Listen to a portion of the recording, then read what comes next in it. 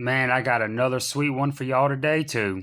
Man, let's dig into this. Your boy JP already got his hands on the Asus ROG Phone 2, the ROG Phone second generation, Republic of Gamers. This is the first phone with the Snapdragon 855 Plus chipset. What does that mean? Well, the main core is clocked at 296 2.96 gigahertz versus the stock 2.8 gigs that the Snapdragon 855 is normally clocked at. And the Adreno 640 graphics chip is also clocked higher. And these aren't overclocks that Asus has done themselves. These are, the Snapdragon 855 Plus is a real thing. It's official. As most of you probably already know, it was the processor that many were expecting to see in the Note 10 and the Note 10 Plus, and we didn't.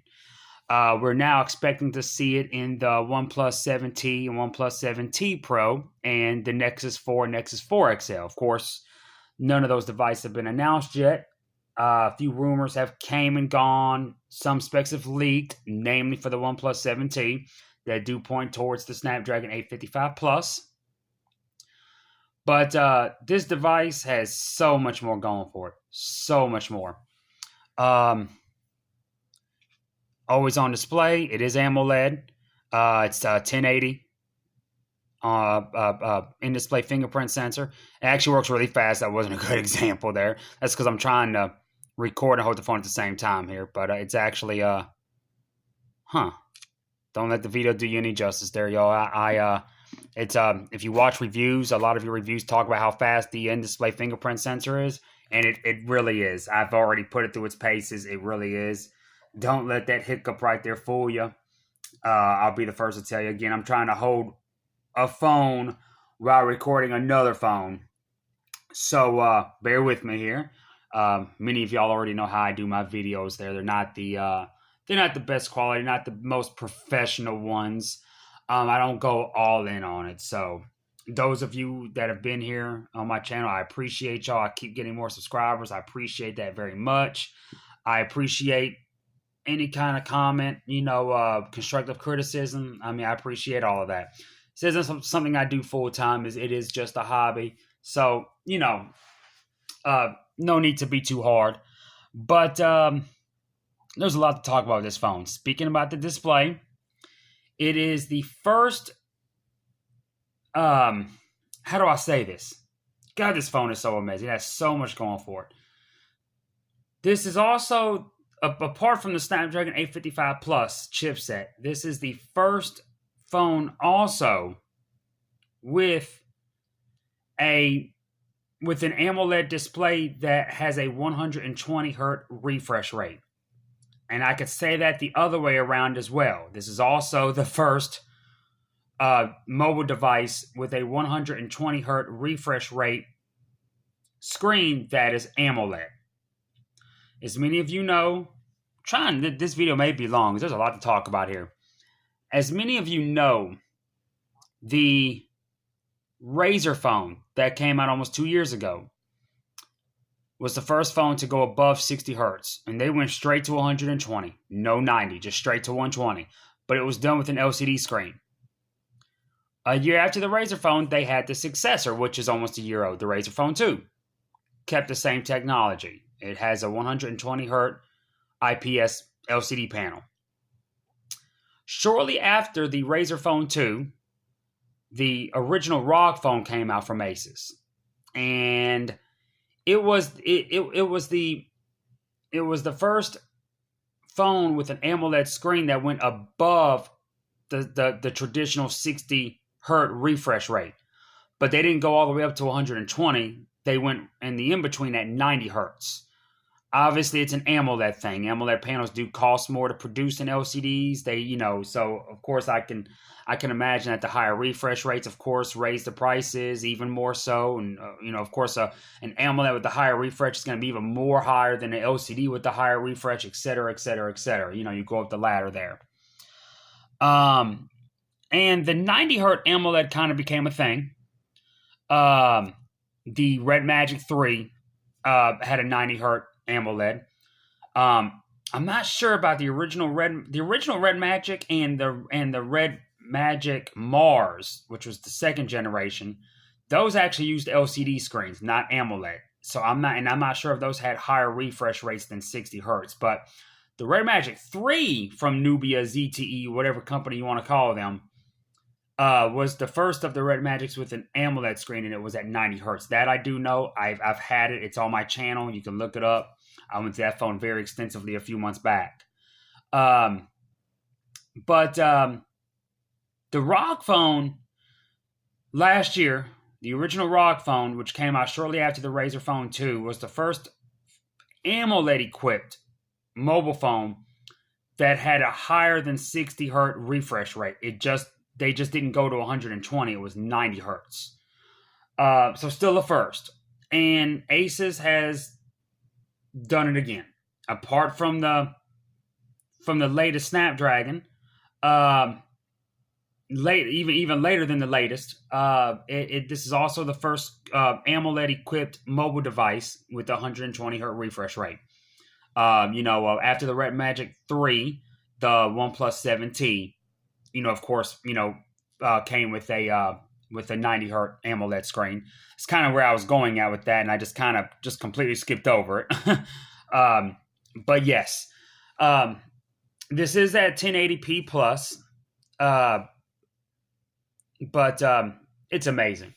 If you couldn't tell the difference between a 90 hertz AMOLED and a 60 hertz AMOLED, you can definitely see the difference with a 120 hertz AMOLED.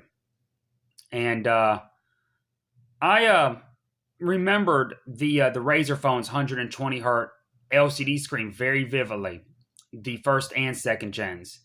And man, you put those next to the Red Magic 3, next to the OnePlus 7 Pro, even though that has a resolution of Quad HD, they don't compare. I noticed the 120 hertz refresh rate on this phone the moment I set it, because it does come out of the box at 60, so be careful. You have to go into the settings, and there's an option to set it to 90 or 120. But I instantly, it took me, when I had the OnePlus 7 Pro, it took me a little bit to really notice it. By the time I got the Red Magic 3, I did notice it because I already had experience with the OnePlus 7 Pro. But it took a while. It took a couple days. But with this, you notice it instantly. Even when I used the Razer phones last year and the year before, I noticed it. So it's more of a double refresh because 120 is, simple mathematics here. It is, 60 times 2. So it's more so the double refresh rate, more so than it is the difference between an AMOLED screen and an LCD screen. But this is, even at 1080, this is the most gorgeous screen on a phone I have ever laid eyes on. Even the newer iPads that have the 120 hertz refresh rate, because none of the iPads use AMOLED, they use LCD still. They don't compare. This thing is, granted, they're bigger screens, so you're looking at smaller PPIs, and there's a lot of different variables when comparing a phone to a tablet. So may not be a fair comparison on either end. And I'm definitely not biased because I do like Apple's products as well. Even though you don't see them on my channel a lot, doesn't mean I don't have them, because I do. I have quite a few. Just they're already. There's videos done on Apple's products faster and more than any other product, so there's really no point in me doing them. But I do have them nonetheless. But man, there's so many great things about this phone. It does have a UFS 3.0, before anyone asks, just like the OnePlus 7 Pro. No expandable storage. No wireless charging. It does have NFC. It does have 30-watt charging.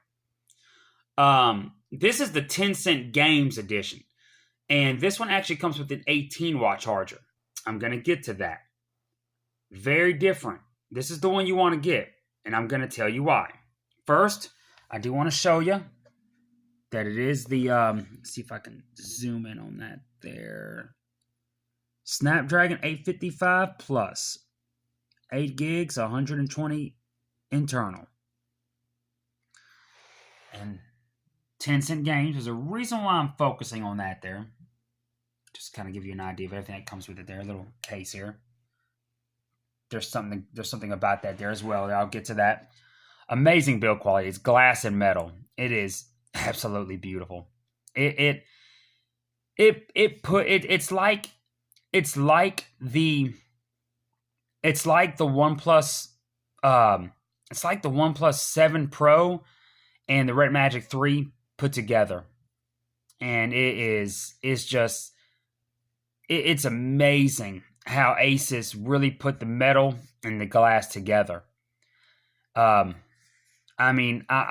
This phone just has a certain type of luxurious feel to it. And like, I'm not even going to go into the whole Flossie Carter thing that I've been doing on my past couple of videos. The smell test thing, the ladies, the procedure type thing. I mean, this phone, gaming phone, is supposed to be rugged.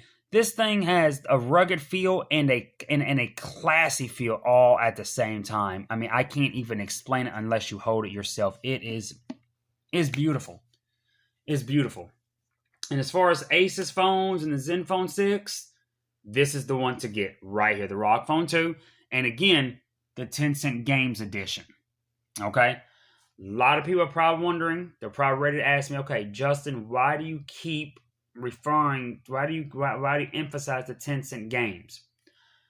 When Asus announced this phone about a month ago, I didn't really know anything about the Tencent Games Edition myself until I saw them popping up on eBay from US sellers shipped from the US. And these things were under $600. I never got the original ROG phone because it was $900. Okay? Besides the first AMOLED screen with a higher than 60 hertz refresh rate, the original ROG phone had a lot of stuff going for it. The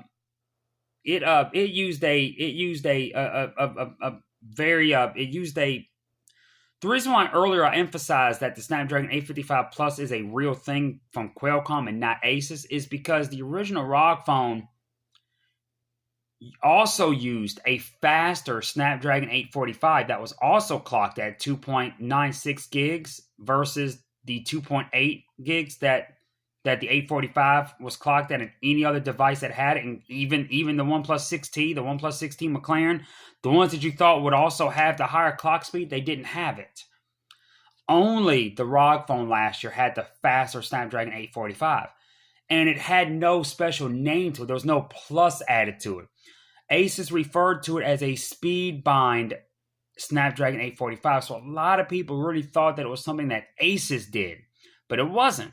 Qualcomm did it themselves, for Asus. It's a licensing thing. Asus couldn't have just done it. I mean, they could, but they wouldn't be able to advertise it. You know what I'm saying? So, to be able to advertise it the way that they did, there still had to be some kind of licensing agreement with Qualcomm.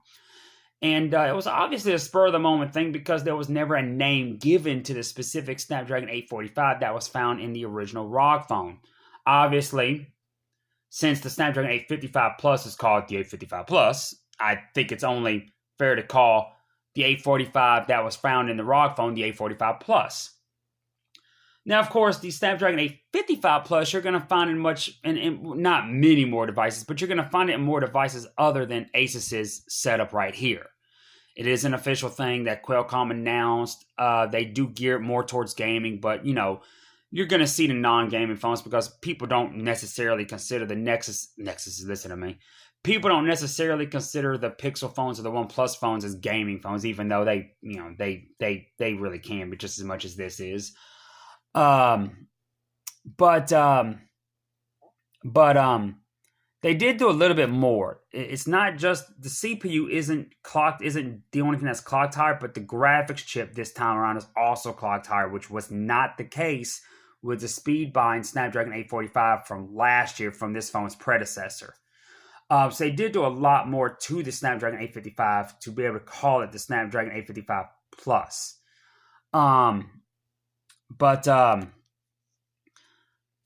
Last year's model was 900. It was just too big of a chunk to really justify. I thought about it so many times. I even had a pre-order from Microsoft's website, and then I ended up canceling it. That's how I was. And I think I don't even remember what even made me cancel it. I don't at all, but I did. And I don't regret it. I never had any hands-on with it, but I do now with the second gen, and I'm very happy. Basically, the Tencent Games Edition offers a little less for a much cheaper price, but even the regular ROG Phone 2 is still priced lower than what the original one was last year. I think it's going to cost $700 or $800. Don't quote me on that, but I'm almost positive it's not going to be anywhere near the $900 mark that the original one was last year. And you get the same goodies that the original one came with. That the non-Tencent Games edition of this one has. You get the fan that wraps around it and connects to the USB port on the side of the phone, which this one kept. This pretty much kept everything from the first generation. Which of course, you got your offset USB port right there, and your 3.5 millimeter headphone jack. But on this cover right here, you also have another USB Type-C, and you have another port next to it that's used for all of the accessories that this phone is known for.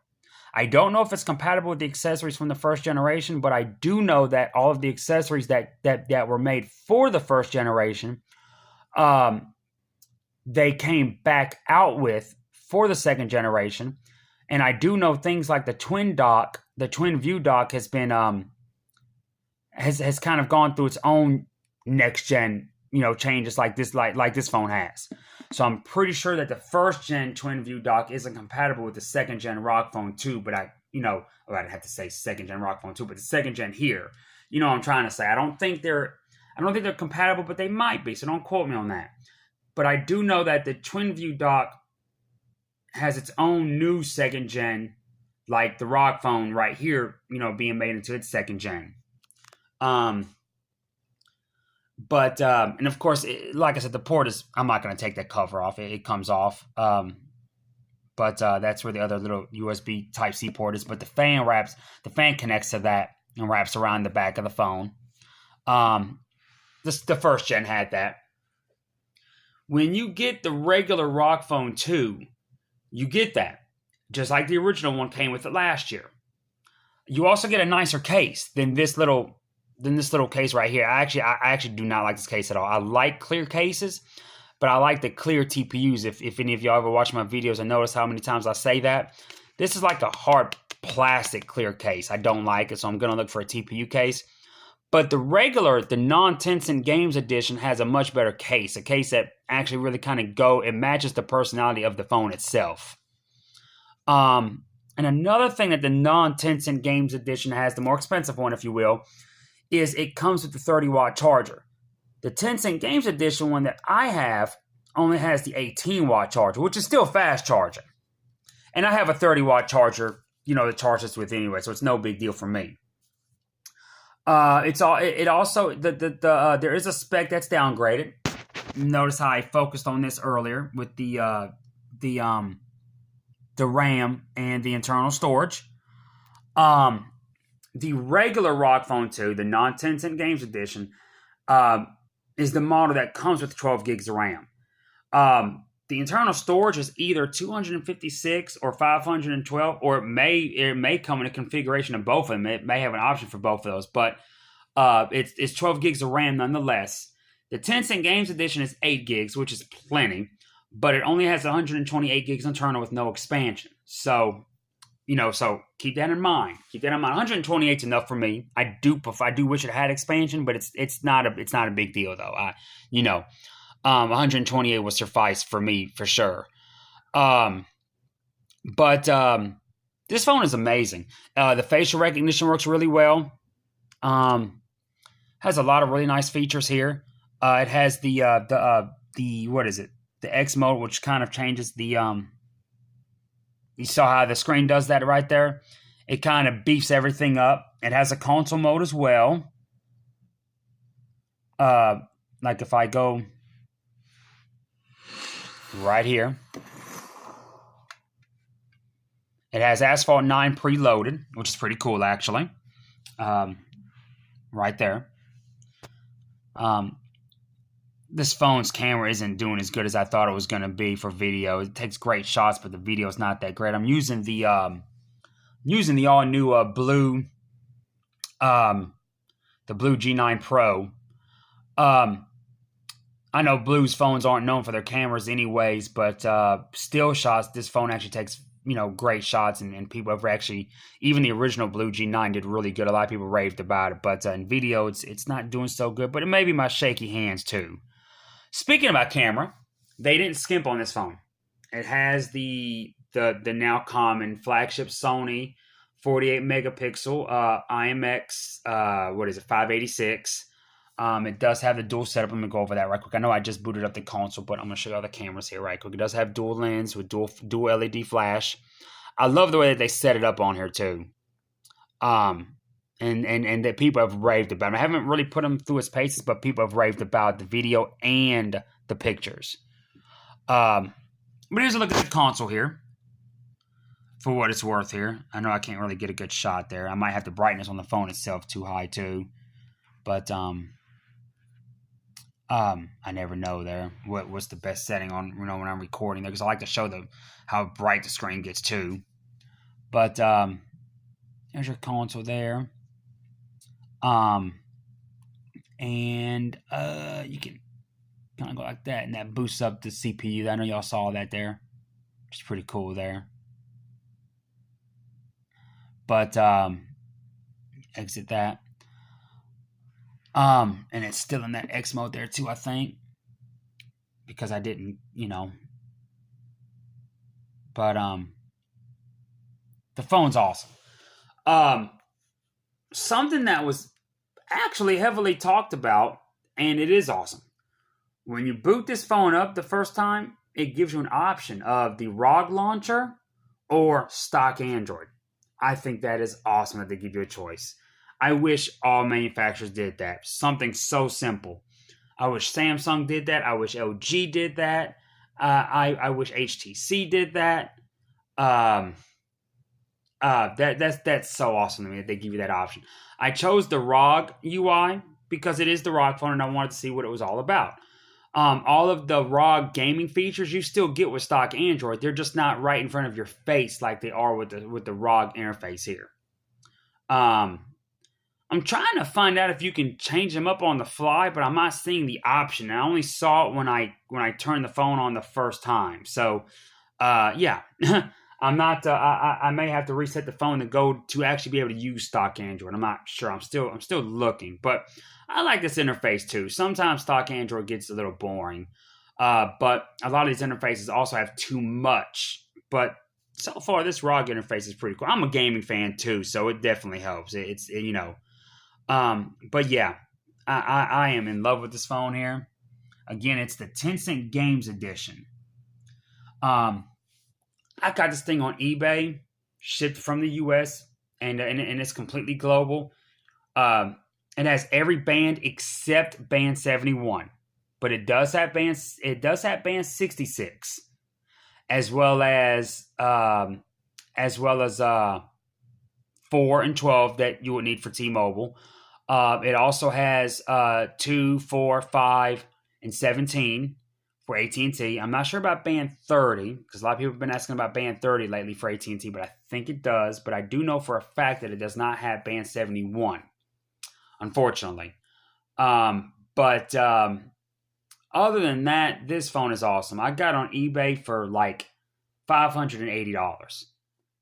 I mean, that is the best deal out the door. $580. This is a better deal than the Zenfone 6, which is by Asus. Better deal than the OnePlus 7 Pro. It's already a better deal than the OnePlus 7T or 7T Pro, and I say that because you can get this now. And the OnePlus 7T Pro isn't going to be any cheaper than the OnePlus 7 Pro is now, which is 100 more than this. This was 500. I either paid 570 or 580. I think it was 569, so about 570. I'll take that all day long. This is a better deal than it. If I wouldn't have gotten this phone, I'd be getting the Axon 10 Pro because I am a huge Axon fan. I'm so happy to see it returning back to the US. But you may not catch a video from me on it. There's already great videos out there for it. Those great videos entice me to get it just to say I freaking got it because I love the Axon. I loved the 7. I love the M. I even had the 7 Mini, among tons of other ZTE products. But it's $550 for 8 gigs. This is, 570, 8 gigs. Granted, it has half the storage, and the Axon also has expandable memory, but with this, you're getting the Snapdragon 855 Plus versus the regular 855. You're getting the 120 hertz AMOLED screen. I mean, this is just the best deal around. It is. Unless you just have to have a compact phone, this is better than the LG G8 ThinQ.